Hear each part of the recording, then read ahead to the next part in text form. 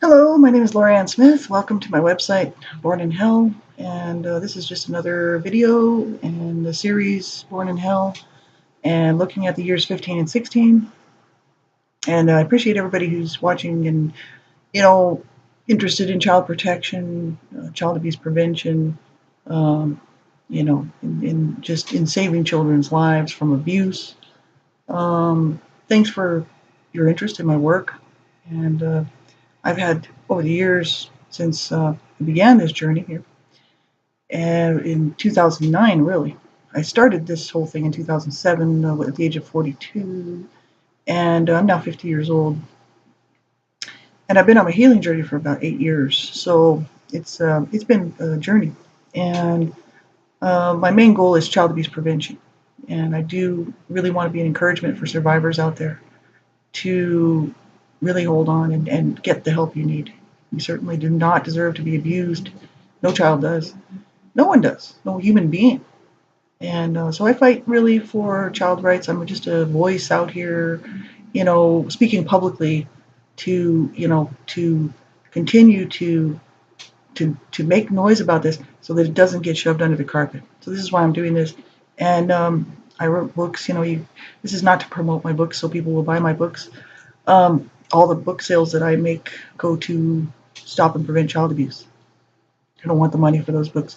It's mainly about public information. I really just wanted to be one more voice out here speaking out about this stuff because I'm okay to speak about my story, but a lot of survivors are not. It's very difficult. And especially if the abusers are still living and maybe possibly threatening their lives or there's possible danger involved, I can speak freely about this. And so I just choose to do so. So it's very disturbing information. I just ask that, actually all of my material dealing with child abuse and domestic violence and violence is all very graphic and explicit. And so you have to listen at your own discretion. I say this on all of my shows. Everything I've ever done, I put that on there as a discretionary warning for people that I'm not sugarcoating it, talking about abuse is okay to talk about. What did you have for lunch? I'm not sugarcoating it. I'm not candy coating it. Abuse is horrific right now in the shelters right now in Calgary. Domestic violence shelters are full 100% of the year. 365 days a year, domestic violence shelters are full. Children's hospitals are full of children who have been battered and beaten and sexually abused and assaulted in some way. And, children's homes are not empty.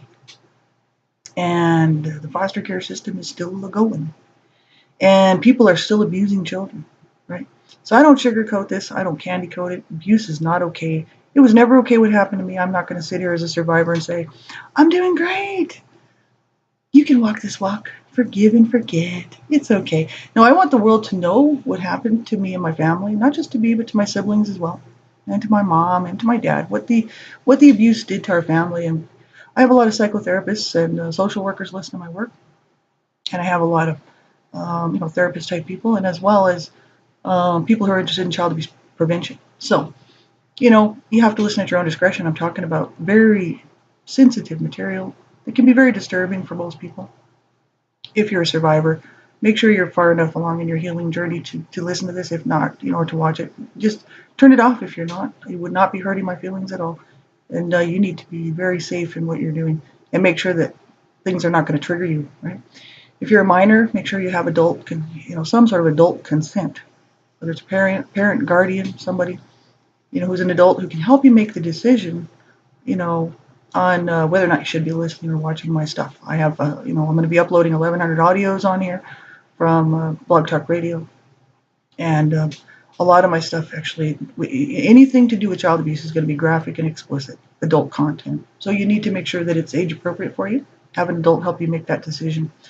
So thanks everybody for being here, who's going to be listening to this. And, I'm going to talk about years 15 and 16 moving on. My friend had just been killed by a car, hit by a car, killed instantly. She's gone. I'm in the backyard cursing God shortly after, within a few days. And just not coping well. I was never coping well with anything because of the abuse that I suffered. I was not shown how to cope. There was no support in my home, obviously, as people know, watching my previous videos who've read my books and know my story. So I wasn't doing well. Very depressed at this point. Couldn't figure out why God would allow me to. It was almost like a sentence, it was like a judgment call on God's part. Like, no, you're going to stay in this hellhole with this woman who hates your guts and beats on you every chance she gets, literally. And a dad who doesn't give a rat's, what about you. And you're going to stay there in a home where you're unwanted, and they really don't care if you die or not. And I'm going to take this one to be with me. I really had a real problem with God after that. I had a problem with life anyway. I was so depressed and just wasn't doing well. My best friend was killed. My other best friend, Desiree, had moved to Oklahoma. She came for the funeral and then she was gone. And so I didn't really have any friends at this point, any close friends, and I just sat around the house. I was eating a lot of bags of potato chips, sitting in the living room. I detail this in mainly in A Life of Death Redemption and also La Vida Juvies. So I'm starting to just, munch for comfort, grabbing bags of chips, just eating chips and trying to get some sort of comfort out of this. My brother, I'm sitting there watching TV, and my brother, he's still around. He comes with his friend, and they actually unplug the TV and walk out with it. And they're like, because they don't want me to say anything because my mom's sitting in the kitchen. It was a big, furniture type thing, console type TV. And they pick it up and they take it out for drug money. So I'm sitting there going, well, this is really going to be a fun summer. No TV. So, this is going to be loads of fun. My friend's dead. It just wasn't looking very good. There comes a knock on my door. Knock, knock, knock on the screen door. And I get up and I go to the door. I see this girl standing there, and I know who she is. She lives a few blocks over from me. I really didn't hang out with her. She was a couple years younger than me, and 2 to be exact. She was in a different grade. She lived a few blocks over, 2.5 blocks over. I knew who she was. She had been around the neighborhood the whole time I was around the neighborhood. We had never really chatted, never even talked, really. I didn't really even know her name. I just knew who she was. And I thought she was a real brat, actually, because she was always throwing fits. And everywhere, if I ever saw her at anybody's birthday party around there when I was younger, she was 2 years younger than me, so she was around, right? I just thought she was kind of a nuisance because she was always throwing fits and getting upset and causing problems at the birthday parties and things. And so I knew who she was, but I didn't really know her name. And she's like, hey. And I'm like, hi. And she's like, I heard about your friend. She knew about Arlene, or the death of my friend, my best friend. She knew she was my best friend, I guess. I didn't even know this. And she said, I heard about your friend. That's really bad. I'm really sorry. I said, oh, thank you. I said, yeah, it's very sad. She goes, you want to come and hang out? I'm like, sure. So I went out, stepped out the door, and stepped into a whole new friendship with another one of my best friends. We hung around daily from then on until we split off. And she was cool. I really liked her, actually. I got to know her. And we just hit it off. We totally hit it off. We were both coming from a bit of dysfunction, a bit of abuse, some problems at home. And we both, Desiree didn't have problems at home. Her parents loved her. Arlene had parents who loved her. They didn't understand what I was going through. They could see that there was problems, and I think they thought I was just slightly mentally ill. And I think they thought my parents had hit me in the head one too many times. And so I was kind of stupid, But they loved me anyway, and that's okay because I love them too. But, it was true. My parents had hit me one too many times in the head. But it was mainly that I was shut down, from the abuse. And and I was just acting out weird. I used to do crazy things like just out of the blue, because that's how I was growing up, right? That's how I grew up, right? People would just come and punch you. They could hit you. You can't cry because then your mom will come and they'll beat on you. If you cry, then your mom comes with the belt, with the broomstick, with the table leg, with her fists, And so, I grew up like that. So that's how I behaved. I go around pushing people, just doing really crazy things. But this friend of mine, we started hanging out, and that began a whole new chapter of my life, really. The kids across the street, I knew them, used to pal around with them since I was young. Because we lived on that block for 6 years, 6.5 years before we moved to Canada. These little kids were really little, but I knew who they were. They were across the street. Well, we come back in that summer, just living a few blocks away. I'm still in touch with these people. I know all these kids, right? They're the neighborhood kids. They're my sort of friends, hang out. So I knew who they were, but we're all getting older. I'm still 15 at this time, and they are at least 2 years younger than me, 2 to 3, and that's why I didn't hang around with them. I hung around with Arlene, who was 1 year older than me, and then Desiree when she moved on the block. So I was hanging around with kids who were older than me, not kids who were younger than me. So these kids were younger than me, so I really didn't hang out with them, right? But then I started to, because my friend was dead and Desiree was in Oklahoma.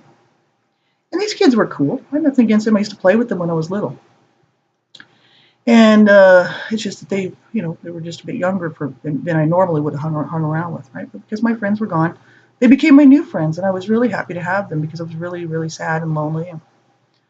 And we started just smoking a lot of pot, I mean, we all knew where to get pot, everybody. And we started just partying together, hanging out, really on the street, getting stoned in people's backyards, always getting high. Go to my friend's house, get high, and if her mom wasn't home, my mom was working right at this point, part-time. And I'm just hanging around. And so we started experimenting with like acid, LSD at this time, mushrooms, things like this. And I had always said, like before, I was never going to use drugs. I was never going to be like my brothers, overdosing. And, I had said that before the age of 12, right? But I didn't care about myself anymore. By the time I was 10, I wanted to be dead. And then it started to manifest in my life. It's kind of weird how that sort of worked out, because it's not like I was really attempting suicide or wanted to just kill myself. I just had no desire to live and hated life. And so I didn't care if I hurt myself, is what it was, because my parents were hurting me. My brother had hurt me, raped me, sodomized me. My mother just trashed me, And my dad was hurting me. I hurt myself. Right? I didn't care if I hurt myself. So I would just smoke massive amounts of pot and do these drugs. My mom, whether she knew or not, I really don't know, because my brothers were always on drugs at home. And she knew that. She was used to seeing her boys high, right? And not Kathy. Kathy was a good kid, always the good one. And always the one that had a little bit of sense and brains in her head. I don't think it's because my mom didn't bash her brains in, right? That always helps. When you don't have a parent bashing your brains in, it makes a little bit of a difference. So, I'm like partying, staying out late. My mom doesn't care. She's not saying anything at this point. She's kind of stopped talking to me, actually. And the domestic violence continues on between my parents. They're still fighting. That's always what it was. They were always still fighting. They never did stop fighting. They just kept on fighting. It was a steady thing for them. It's what they love to do. That's why I said that's what they love to do. That's what they wanted to do. So summer's rolling along, fall comes, and I'm just going into the 12th grade. And this is before school started. There's some episodes here. This is going to be graphic here, so I'm just going to warn people. My friends decide that they want to go swimming across the street at these people's house, who they had put in a pool. Now this was not a wealthy neighborhood. No one was wealthy in this area. This was a kind of a blue collar type neighborhood. Hardworking people, nobody wealthy. These homes were old. And if anybody happened to have anything, it was because they worked their lifetime to get it, and it took them forever to get it, and it was a lot of work to get it. So they really appreciated what they had. And these people across the street had put a pool in the ground, cement pool, and they had put a pool cover over it. They were away for the day. Well, my friends and some other kids used to hang around. I detail all this in La Vida Jubies. And they come around and they want to go swimming in this pool. And I'm like, well, they're not home. And, if we get busted, we're going to be in trouble. They're like, oh, who cares? We're just going to swim. We're not going to damage anything, right? Well, the pool cover was on, locked, with a lock on it. They couldn't figure out how to get the lock off, so they were like, let's blow it up. We'll blow it up, and we'll get it off so we can go swimming. And I'm like, I'm not part of this, man, because my mom was across the street. This is the neighbors across the street. They had a daughter that I used to hang around with, but I didn't really get along with her that well. There was jealousy between me and her and these other kids, and it was kind of weird. She was jealous of my relationship with Diane, my friend that had come and really became my best friend. So it was a bit of a problem. So I was kind of just sort of held her off, standoffish, right? But there was nothing wrong with her. There's absolutely nothing wrong with her. If she was ever to see these videos, I hope she would know that, in my heart, I really didn't have anything against her at all. But we just weren't as close as me and Diane were, as we started to be, as we developed this relationship, right? So they want to go blow up her pool cover. I'm like, don't count me in this. My mom's across the street. And my mom was home actually at this time. And this was, I think it was a weekend or something. Who knows? But my mom was there. And I thought, if we get busted, my mom will kick the shit out of me, So I went home. That was really a smart thing to do, I thought, right? So I go home, and I'm in the house, and we hear this kaboom, right? Because my friends took some M80s and blew up the pool cover, right? And I'm like, oh, they did it. Those stupid idiots, they're going to be in trouble. So my mom's like, what the hell is that? What's going on out there? And I'm in the living room, standing there. She knows I'm in the house. She knows I have nothing to do with this, right? So she's getting pissed off. She puts her arms across her chest like this. She goes, you better not have had anything to do with that. I'm 15 going on 16 years old. I'm like, I'm in the living room. I did not have anything to do with that. I don't even know what's going on, right? Because I couldn't figure out why she would even be blaming me for something. I'm in the house. What would I have to do with it? No, she wanted to hurt me. See, my mom loved to pound me. She loved it. Any chance she got, slap across the face, punch me, beat the shit out of me, right? She loved it. And I'm like, oh God, here we go again. She's like, how dare you defy me? You just defy me every chance you get. My mother's still way taller than me, way bigger than me. I'm 15, 16 years old, a little bigger than I used to be when I was 8 and she was kicking my ass, let me tell you, or 12 or 10, or, so I'm a little bigger. But she's still much bigger and much more powerful and much more dangerous than I am. And she's screaming at me, how dare you defy me? I'm like, oh, yeah, here we go again. Yeah. I'm going to get beat. Okay, all right. So I just stand there. I'm like, not defying you. I was here the whole time. I'm not even allowed to defend myself because she comes over and she wrenches my arm around, knocks me to the ground, gets me on the ground, slaps me across the face, and I'm here. I'm like, okay, yeah, just another beating from Mom. That's fine. She's slapping me. She screams at me. She's like, you goddamn, here we go again. The same old thing, I'm a fucking whore, I'm, just this rotten bitch, and just horrible. Absolutely horrible. So by this time I'm on the ground, trying to defend myself, right? Because I'm not going to hit her back, and I'm like back again on the ground, protecting my head. And she's over me with her fists, my mom's hands. Like I said before, I'm actually really tall. I'm almost like I used to be taller, but when I have like shoes on, I'm almost 5'9", My mom was 5'11 and a half and weighed 280 pounds. Her hands were like that on her deathbed. My mom's hands, let's see if I can find a camera here. My mom's hands were like that on her deathbed. Her arms were way bigger, longer than mine. She could beat your ass, man. And I'm telling you, and she did. So she has me on the ground and she's pounding my back with her fists. She's like pounding my back, like boom, boom. She's like, you goddamn bitch. And she's kicking me, beating the shit out of me. I'm used to this. This is my life. This is my existence. I'm a punching bag for my mother.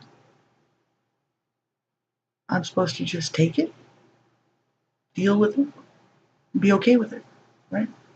I'm a punching bag.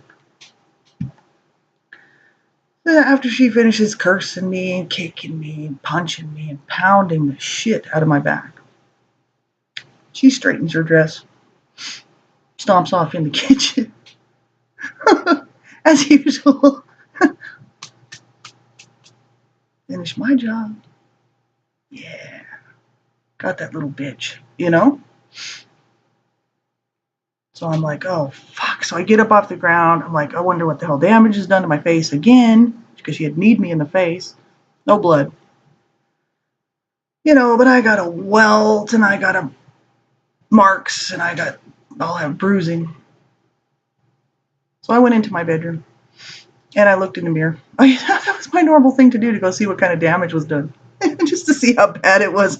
It's like, oh good, it's not too bad this time. So I'm looking in the mirror. I'm just about ready to turn 16 that year. 15 and a half. And I look in the mirror in my room and I'm like, I'm so used to this. This is my life. This is what I've been doing my whole life. Looking for the damage. Checking the damage out. Damage control. Damage check. You know, my back's killing me. My head's killing me. My face is killing me. You know, I'm like, oh, just another goddamn day in hell for me. You know? But I stuff it, because I'm not allowed to say anything. No, because from the time I was little, if I open my mouth and I say anything, then I get a double beating. See, my mom would have been back for round 2, right? I know this. I don't say anything. I'm not allowed to say anything. I'm not allowed to stick up for myself. I'm not allowed to stand up for myself. I'm not allowed to say my point of view. No, because I don't count. Because I don't matter, because I'm a piece of shit, right? I'm just this worthless piece of shit. And always had been, right? So, my mom is pissed. She's in the kitchen. She's throwing a fit. She's always throwing a fit. She calls my sister, Irene, the oldest sister. I'm 15 going on 16. Irene is 18 years older than me. So Irene's 34 at this time. My mom is 38 years older than me. So I'm 15 going on 16. So she's 53. 3 years older than I am right now. And mean as hell.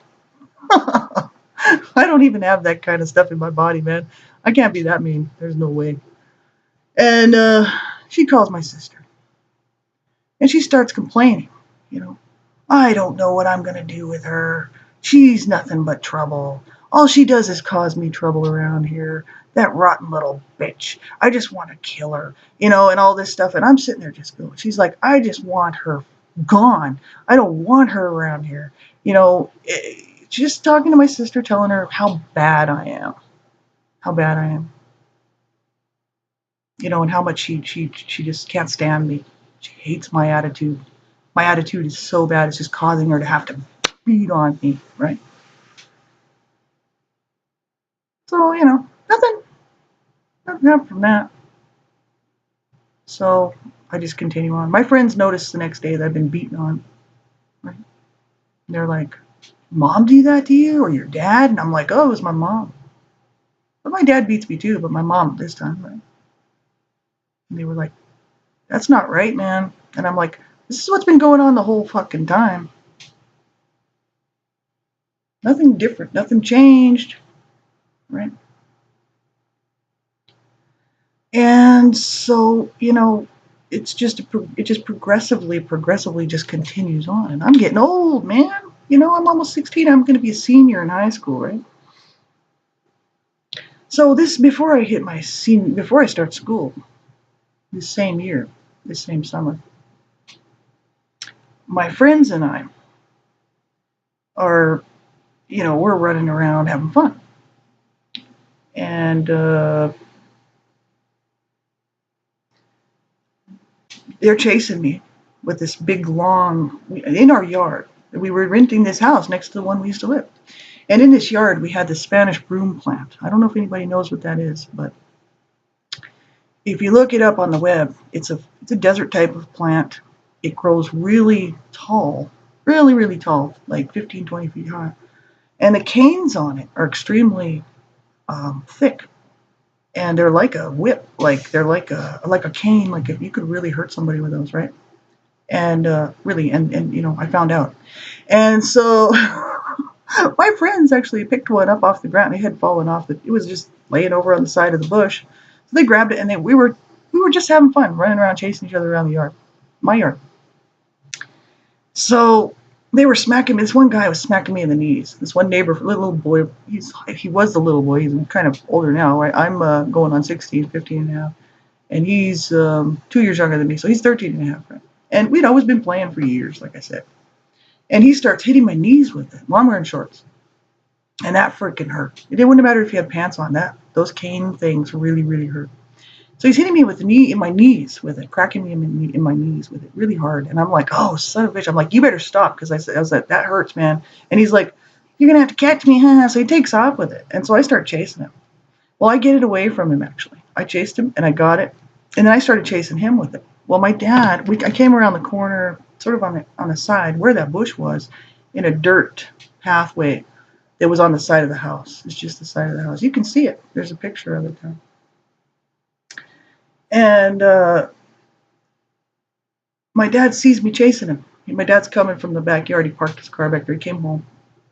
And he sees me chasing this kid with this stick. And he's probably thinking, that little shit. Look at what she's doing to that boy from across the street.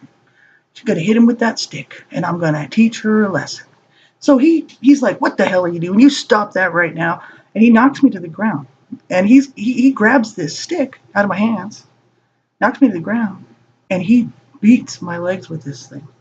Now my dad, he's like a military man. He's like over 6 feet tall, 6'6", whatever, 6'5", 6'6", somewhere in there. Weighs like 200, probably 250 pounds, all muscle.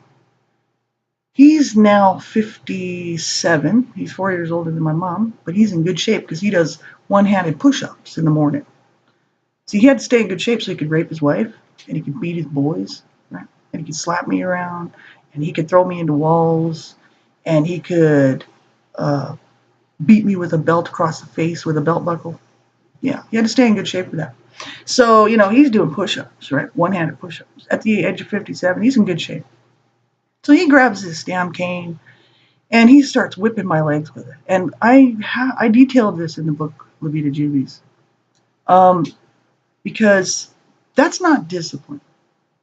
That's abuse, man.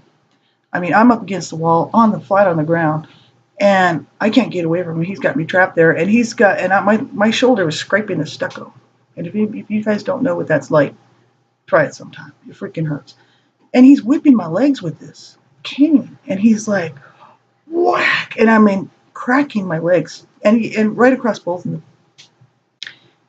And I couldn't scream because my vocal, I don't know if anybody's ever been hit that hard, but my vocal cords were shut down. The beating was keeping my voice suppressed because I couldn't scream because it was too painful. That's the response from that kind of pain. I don't know if anybody's ever felt that before. So I couldn't even scream. I couldn't yell out. I couldn't even move my lips were actually jumping around involuntarily, my mouth, because he was just whipping me with this thing. And I mean, over and over. And I mean, my mouth was literally frozen, and the nerves were jumping around in my face. I could not even, in other words, I was in convulsions, right? That's like a convulsion, right? And so, you know, I'm just in so much pain, right? And then he finishes, and then he's like, got that little bitch, and he cracks that thing over his leg, and he throws it on the ground, and he walks off. My friends in the meantime had left, because when they saw him start to beat me, they took off. Right? They're all across the street. They could see the whole thing. They're watching. And I'm just laying on the ground again, out in the side yard with people watching. Just the same as it was when my mom beat me in the cactus patch with a belt. People watching. And I'm sitting there and the tears start coming, you know. And I'm still laying on the ground. And I finally get enough, you know, I don't know, something in my brain to get up off the ground. And I was just in so much pain. It was unbelievable. And I stood up. My legs were just shaking. I'm wobbly. I'm sick, you know. And I'm like almost 16 years old and my parents are still kicking my ass, you know. And I'm like, keep on killing me. Go ahead and keep on doing what you're doing. Keep on killing me. Because that's what you're doing. So I went over and talked to my friends who were really upset by this. They were like, your dad is such a dick. And I was like, oh, I know. I was like, you should see what my mom does to me. This is kind of nothing compared to what my mom does to me. And I was like, so we all just went and smoked a joint in my friend's backyard. And that was just another day, you know. So after my mom had just finished pummeling me, bashing my back in with her fists and beating on me, my dad beating on me, before I hit 16, my parents are having a domestic dispute. And I can hear them. I'm in the bedroom. This is just like within a few days of all these beatings, right? I'm thinking, those bastards, they can fucking kill each other for all I care, you know? I don't give a shit, if you know? That's what part of me thinks, right? Because part of me says, I don't give a shit. What did they do? They just finished beating the shit out of me, and why the hell should I care, right? But the other part of me can't stand there and listen to my dad slapping my mom and shoving her up against the wall and my mom screaming, right? So then I hear this crash, which was normal. That was just normal in our house. And I thought, I better go out there because this is really going to get bad now. So I get up off the bed and I go out there. It's nighttime. And I open my bedroom door. I could see them in the living room. My dad's got my mom up against the wall. She's bashed him in the head with this big ceramic lamp that we had. And it was a heavy duty ceramic lamp. It wasn't like this little thing. It was big and heavy, and it should have killed him, literally, or it should have knocked him out. One or the other, because she bashed his head with it, and it busted all over the living room. And my dad's standing there, and he's got blood pouring off of his head from this bash that he's got. And he's still got her up against the wall. He's still coming at her, you know? And I'm like, he never goes down. He never goes down. Why does he not go down? So I have to go out there. And I'm like, leave her alone. This time I don't have a bat, right? Probably should have, but I don't. I figured he should be knocked out by that lamp smashing him in the head. No. He sees me coming, and he lets go of my mom, and he takes me and he shoves me and throws me back into my bedroom wall. The wall that is my bedroom, as hard as he could, you know. So I fly back. I'm back in the wall, hit my head, hit my back. I'm down on the ground again, seeing the stars and the little birdies. And I'm like, you fuckers, you know? And my mom's like, so then at this point, my mom's actually, because he's let go of her, she's got a bit of control. So she pushes past him. She's like, if you ever touch me again, I'm going to fucking kill you, to my dad. So my dad's just like, Daughter's on the floor. He's got his head gashed, blood pouring off. He just goes to his room. My mom goes back to the kitchen, smoke her cigarettes, and read her book. I'm laying on the floor. And I'm like, why do I do this? Right? Why do I protect my mother?